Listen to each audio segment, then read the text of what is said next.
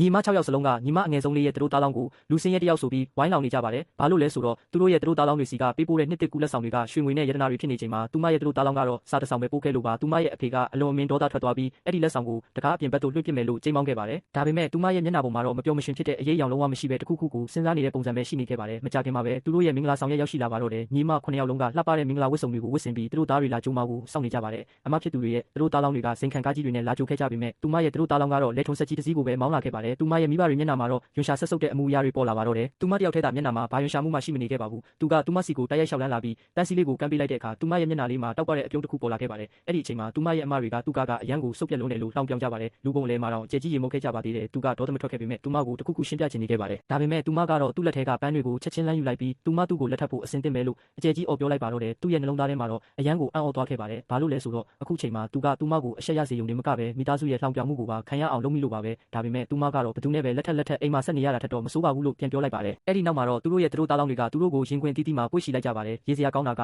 အမတယောက်ရဲ့သူတို့သားလောင်းကလဲကျလူနီးပါးဖြစ်သွားခဲ့တာပါ။သူမကတော့သူ့ရဲ့စုပ်ပြက်နေတဲ့ထွန်းဆက်ပေါ်ကိုအောင်မြင်တက်လိုက်နိုင်ပါတယ်။အဲ့ဒီအချိန်မှာသူမကသူမရဲ့အမတွေနဲ့တိတိတတ်တာကွဲပြားခြားနားနေခဲ့ပါတယ်။အရှက်ရစရာကောင်းတာကအိမ်ပြန်လမ်းမှာသူ့ရဲ့ကားကပြတ်သွားခဲ့ပါတယ်။ကားကတကယ်ပဲဆက်သွားလို့မရတော့ဘူးဆိုတာကိုသိလိုက်ရတဲ့အခါသူမကိုယ်တိုင်ကပဲလမ်းလျှောက်ပြန်ကြမယ်လို့အရင်ဆုံးအကြံပြုခဲ့ပါတယ်။အဲ့ဒီနောက်သူမကခုန်ဆင်းလိုက်ပါတော့တယ်။သူမရဲ့လှပတဲ့မင်္ဂလာဝတ်စုံတွေကလည်းရွှွန့်တွေရေနဲ့ဆူရွှဲသွားခဲ့ရပါတယ်။အမျိုးသားကအာနာစိတ်နဲ့သူမကိုအိမ်ထိကုန်းပို့သွားမယ်လို့ပြောခဲ့ပေမဲ့သူမကတော့သူ့ရဲ့ကန့်လန့်ချက်ကိုညှင်းပယ်ခဲ့ပါတယ်။ပြီးတော့သူမကအခက်ခဲမှန်သမျှကိုသူနဲ့တူရင်ဆိုင်သွားမယ်လို့တောင်ပြောခဲ့ပါသေးတယ်။အဲ့ဒီအခိုက်အတန့်မှာတော့လှပပြီးကျင်နာတက်တဲ့သူမကြောင့်သူ့ရဲ့ရင်ထဲမှာအရန်ကိုကြည်နူးသွားခဲ့ရပါတယ်။တစ်ဖက်မှာလည်းသူ့ရဲ့မိသားစုကသူမရောက်လာမှကိုစောင့်မျှော်နေကြပါတယ်။သူတို့တကားကိုတုံးဖွင့်လိုက်တဲ့အခါအိမ်လေးထဲမှာလူ9ယောက်တောင်ရှိနေတာကိုတွေ့လိုက်ရလို့သူမထိတ်လန့်သွားတယ်လို့သူ့အဖေကလည်းဖျားနာပြီးအိပ်ရတယ်လဲနေတာကိုတွေ့လိုက်ရပါတယ်။သူ့အမေကတော့ချိုင်းထောက်ကိုအမိပြုနေခဲ့ရပါတယ်။သူ့အမေကသူတို့မိသားစုကသူမကိုဝင်ထုတ်ဝင်ပို့ဖြစ်စေလိမ့်မယ်လို့ပြောပေမဲ့သူမကထွက်သွားခြင်းနဲ့လို့မပြောတဲ့အပြင်သူဒီနှစ်တွေအတွင်းမှာတော်တော်လေးပင်ပန်းခဲ့မှာပဲလို့တောင်စာနာစိတ်နဲ့ပြောခဲ့ပါသေးတယ်။နောက်ဆုံးမှာတော့အိမ်လေးကစုပ်ပြက်နေပေမဲ့မိသားစုအားလုံးစုပေါင်းလုပ်ကင်ကြရင်ဘာမဆိုကြော်ဖြတ်နိုင်မှာပါလို့သူမကပြောလိုက်ပါတယ်။ရောက်ခမဖြစ်သူကတော့အရန်ကိုစိတ်လှုပ်ရှားသွားပြီးသူမကိုရွှေတော့တစ်ချောင်းကမ်းပေးလိုက်ပါတော့တယ်။ဒါပေမဲ့မိန်းကလေးမှာတော့ဒီတော့ကဘာကိုဆိုလိုမှန်းလုံးဝမသိခဲ့ပါဘူး။တကယ်တော့အမျိုးသားကဆင်းရဲသားတယောက်မဟုတ်ပဲဘီလီယံနာတယောက်ဖြစ်နေခဲ့တာပါ။ပြီးတော့သူ့မိသားစုကလည်းကြမ်းကြမ်းမာမာနဲ့ပုံမှန်အတိုင်းပါပဲ။ဒါတွေအားလုံးကသူ့ဇနီးရဲ့စိတ်ဓာတ်ကိုစမ်းသပ်ဖို့သူကိုယ်တိုင်ဖန်တီးထားတာဖြစ်ပါတယ်။အဲ့ဒီတော့ကတော့သူ့မိသားစုရဲ့ပိုင်ဆိုင်မှုအားလုံးကိုကိုစားပြုတာဖြစ်နေပါတယ်။မိန်းကလေးကလည်းနောက်ွယ်ကအမှန်တရားကိုမသိရှာပဲသူတို့ရဲ့တရုပ်ဆောင်ချက်တွေကိုတကယ်လို့ထင်သွားခဲ့ပါတယ်။ဒီလိုနဲ့မင်္ဂလာဦးညအခါသမယမှာတော့အမျိုးသားကရင်ခုန်စိတ်လှုပ်ရှားစွာနဲ့မိန်းကလေးနားကိုဖြည်းဖြည်းလေးနဲ့ညင်ညင်တတတိုးကပ်သွားပါတော့တယ်။